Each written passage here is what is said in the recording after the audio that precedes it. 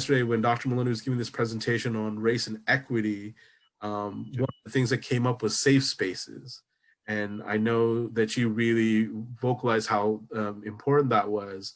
I just wanted to see if you could share why you feel safe spaces are so vital for the El Camino College community. Well, I mean, yeah, I mean, another great question, Walter. Yeah, I believe. So let me just.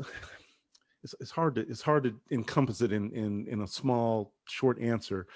I mean, look, I'm from LA, and I ended up going to Morehouse College. It's an HBCU. And before the word safe spaces were defined, I was in a safe space.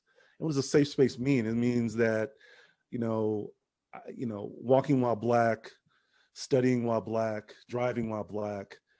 It was not that it didn't happen, but because I was in the environment that I was in, it was a lot less probability for stuff like that to happen. I mean, you can go through, the history of the last maybe, 8 months to 12 months, and you can see all these different examples of students of students of color being harassed, being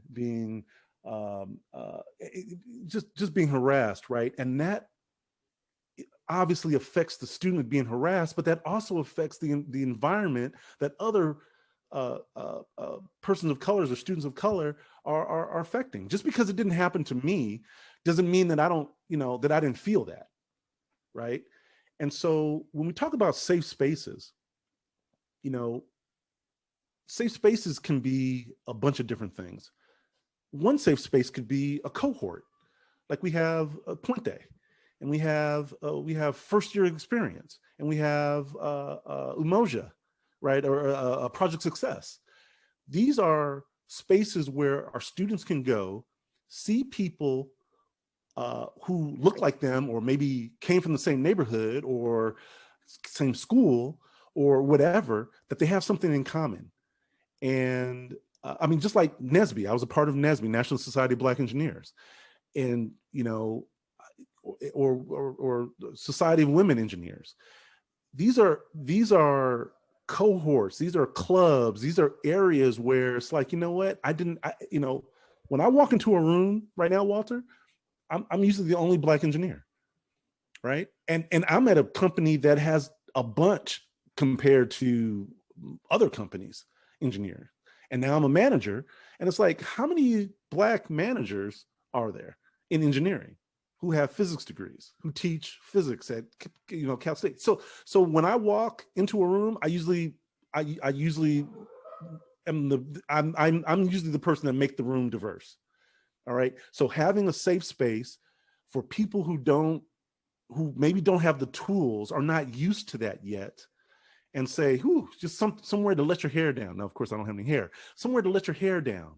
Somewhere that the things that you say are not judged, where you're not the only Latino person, in the room, and you got to speak for all of Latinx, South American and European, right? You don't have to do that. And so, and a lot of people will say, oh, well, that's not what happens. But a lot of times our students feel that way. A lot of times our faculty feels that way. Okay. So there's certain things that we can do as far as safe spaces, and there's other things that we can't do because we're a public institution. Working that out, that's why I said that comment. It's like, okay, let's get some understanding of what we can do and what is allowable and what is not allowable.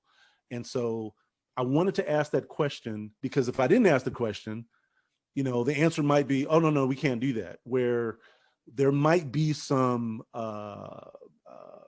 different resolution. There might be some things that we can do. And so it's a conversation, right? And so if there's anything maybe the board can do, or maybe there's a board policy that disallows it, this is why we need to ask the question, and this is why we need to have the conversation about it.